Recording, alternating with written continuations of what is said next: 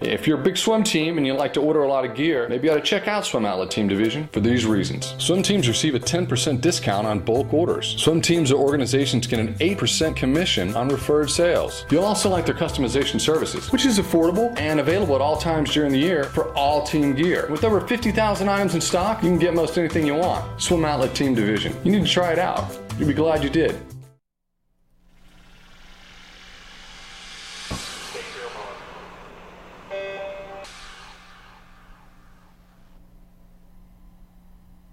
This is the Morning Swim Show for Thursday, June 6, 2013. I'm your host, Jeff Cummings.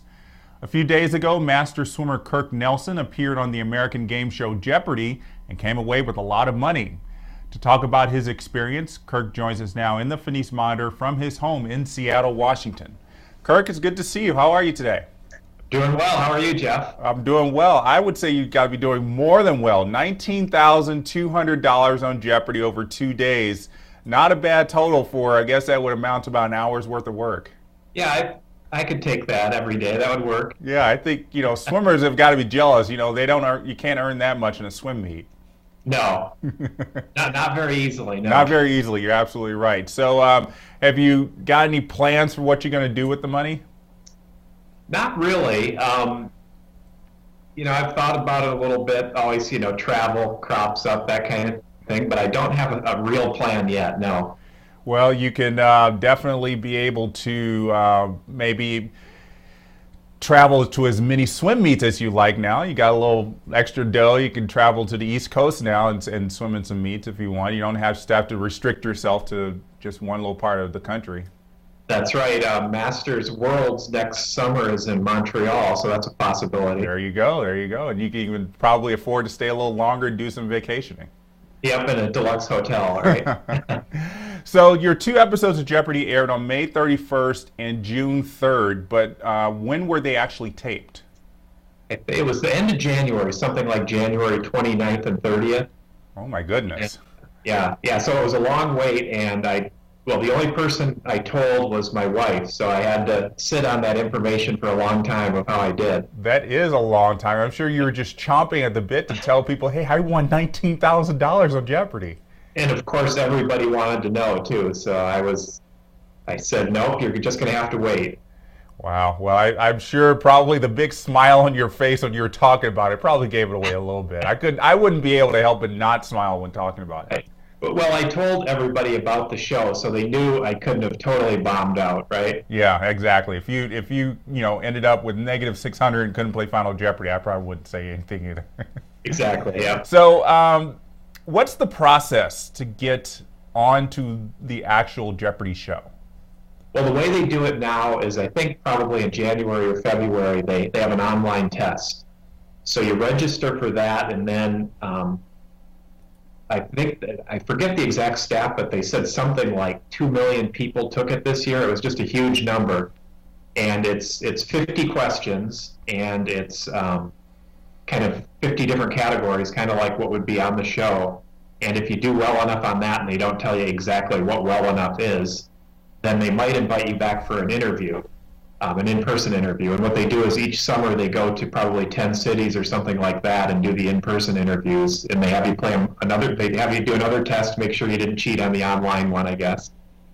And then if you do good on that, then you kind of play a mock game, and they put your name in a file. And from there, I think it's sort of the luck of the draw or whoever they want to pick.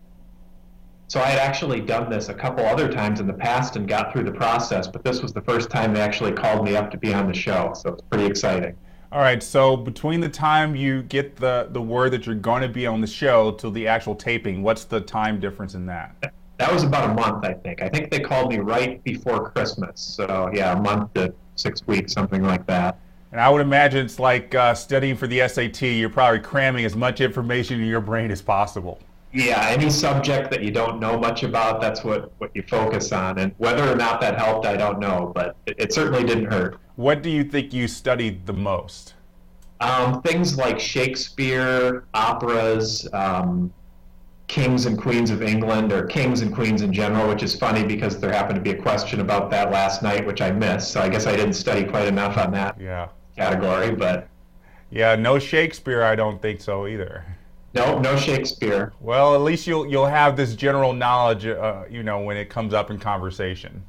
Yeah. You can probably quote every line of Shakespeare now. Right. And I noticed last night there was a lot of movie questions, so I know you're a movie fan. You probably would have done a lot better on those than I did. Yes, and it brings me up to my next question. I'm going down the list. I'm like, oh, these are so easy, but it's a common saying that it's easier to play Jeopardy at home than in the studio. I'm sure you would definitely agree with that. Yep. And, well, the thing that's very difficult for me is the buzzer speed.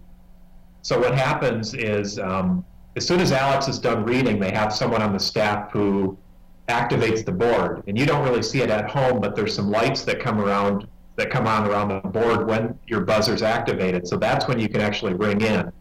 If you ring in too early, you get locked out for enough time so that you're probably not going to get in. And if you're too late, you're too late. And those people are quick on the buzzers. I'm a distance swimmer, so I've got the slow twitch. Yeah, so I guess if you have to be a smart sprinter in order to do really well on the show. Right, yeah. Someone like Nathan Adrian would be great. I'm sure he would. Well, maybe Nathan will get on Celebrity Jeopardy. We'll see how he does. All right, so the first episode, going into Final Jeopardy, you had more than twice the amount of anybody of your other two competitors. So to kind of put this in swimming terms, did you kind of feel like you could just coast the final 50 meters, or did you feel like, okay, I'm gonna, whether I get it wrong or right, were you thinking I'm gonna wager a lot of money, maybe even pull a Cliff Clavin on this? No, I definitely wasn't thinking that, but I can't say I wasn't nervous then. Even though I realized I had a runaway, I'm still kind of crunching the numbers in my head just to make sure. So until Alex said I'm the winner, I wasn't real confident in that. But no Cliff Clavin, that's for sure. Well, that probably was advisable for you. Do they, between the commercial break before Final Jeopardy, do they come out and kind of help you, advise you on any wagers, or is it all just you? Yeah, they won't help you with that. They bring you scratch paper and anything you need like that, but they're not. If you ask them advice, they're not going to give you that. They're very careful about all aspects of fairness, and it's pretty interesting to actually watch the whole process. They won't let any of the contestants out of their sight. If you have to take a bathroom break, you have to be escorted to that. So it's a pretty tight ship there. I'm sure it is. All right, so your next show was this past Monday, and I've heard that they will usually film shows back to back. Was that true for you? Well, the way they do it is they film 1 week per day. So actually my first day was Friday, so that was the final show that they taped on my first day, and then I had a night's sleep and came back the next morning and taped Monday's show. Oh, so you had a little extra time to do some more cramming for Monday. Right. I don't think I even tried to study anything at that point. I figured it would be better to just get my sleep. Okay, yeah, you're probably right. So I know that they have a pool right across the street from the studio where they film Jeopardy. Did you get to maybe do a workout after you finished taping to kind of clear your brain a little bit? I thought about that because I saw that pool too, but no, I didn't get a chance to swim while I was there. Well, it's okay. You probably had other things on your mind. Yep. Now, May was a great month for you. In addition to Jeopardy, you went to Masters Nationals and you won the 1650 for the 40 to 44 age group. And am I correct in saying that's your first ever national championship? No, I think I won the 1650 once before, and I also won the 500 free. So I think that's my third, yeah. Okay, well, congratulations still. Thank you. So tell me about kind of the race itself. I think it was actually one of your fastest miles. So, what was going on with that made you do so well? Well, I thought under 1730 would be would be a good goal for me, and I went 1723, so I was right on. I didn't feel great in the race, which maybe is good. I didn't, I was obviously tired after it. It was an interesting race because I was in the final heat, and there were a couple really fast swimmers in that heat. Jeff Irwin was next to me, and it was a couple guys who I'm like, okay, if they're only 100 yards ahead of me, I'm doing pretty well. So that's always an interesting, at nationals where it's seeded strictly by time and in some of the events rather than age. That's an interesting concept, because you're not always swimming against your competition. But I knew what I had to do to win, and I executed it pretty well in that race. That's for sure. So tell me about tell me about your training for this. Do you train alone or do you train with a swim team? I train with a team, and up until about the last 2 years, I was training with a master's team, but I decided to switch to an age group team. And for a couple of reasons, my master's team was kind of going through a period of flux where we weren't even sure if we were going to be able to use the pool anymore. Part of that was coupled with we were training at the University of Washington, and they cut their varsity team. So we weren't getting in a whole lot of workouts there. We weren't getting in workouts in the summer. So I said, okay, I'm going to try something different. And there's a team that trains very close to my house. So I said, okay, I'm going to give that a try. And I've been there ever since. And it's a little bit different training with the kids. Yeah, they don't get tired. No. Yeah, at the end of the workouts, I'm huffing and puffing, and they're just chatting away. I don't quite understand how that works. Yeah, we have a couple of age groupers who drop in our workouts. I don't know how they can just chat away at the end of a hard set. Yeah. But you just think back when you're a teenager, you were the same way. Right. I don't remember being that tired back then, so I guess it's the same. Yeah. Do you do any dry land with your in-water training? Not a whole lot. And that was something after nationals, my second day, I only did the first 2 days at nationals, and my 1650 obviously was good, but my other events weren't quite as good as I hoped to. Looking at the reviews or the videos, I just looked like a distance swimmer out there. It's like the 200 free, it looked like the other people in my heat were racing, and I was kind of out for a walk in the park. So I wanted to get in a little more dry land, a little more fast training, get a little bit. I don't think anyone's ever going to call me an explosive swimmer, but I don't want to look like a slug out there either. So yeah, I don't generally do a lot of dry land, but I think I'm going to start doing a little bit more. Okay. See how that works. I want to talk a bit about your work at Boeing. You talked about it a little bit on the Monday show of Jeopardy, where you basically build parts that keep the plane together. Yeah. That sounds like a very intense job, where you're basically like, if I get one piece wrong, this plane is not going to fly. Yeah. That may have been a slight exaggeration for the TV audience, but yeah, I'm working the structures group at Boeing in the commercial airplanes division. So I design kind of the skeleton of the plane.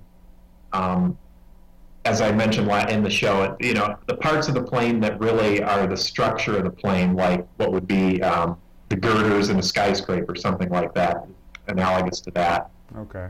And specifically what I do is help to develop processes that automate the design. In an airplane, there's sometimes millions of parts, and there's a lot of parts that are similar but different. If you can come up with computer algorithms to help design those parts without a human being having to press the button every single time, that saves a lot of time, and that's what I work on a lot. Okay, well that sounds a little bit better. I was a little bit nervous about it, Kirk. It seems like a very high stress level job for you. Yeah, don't worry. I'm not the single person who's making sure the plane sticks together. Don't worry about that. Okay, well, from my experience, engineers are very smart people, so I have to imagine that, I know you said you studied hard for Jeopardy, but I would imagine that you were already pretty book smart and pretty much knew a lot of things that came up on the show. Definitely, yeah. I don't think you can cram a whole lot. I found that the answers I could come up with on the show were the ones I knew cold anyway. If there was thought involved, that was a lot harder to do in the studio. Your brain kind of freezes under the lights, I think. Yeah, and you got the luck of the draw, one of those daily doubles where the answer was name the nickname of Washington State. I mean, I was just like, oh, could that be any better for you? Right, yeah, good thing I didn't miss that one. Yeah, if you had missed that one, they wouldn't have let you back in. No. Well, Kirk, congratulations on Jeopardy and winning at Masters Nationals. Again, a great month for you, and I'm looking forward to seeing you back on deck soon. All right, thank you. All right, thanks, Kirk. Bye. All right, so that was Kirk Nelson, Jeopardy champion and Masters National Swimming champion. I don't know many people who could say they could do that. So that's going to do it for today's edition of the Morning Swim Show. I'm Jeff Cummings. Thanks for watching.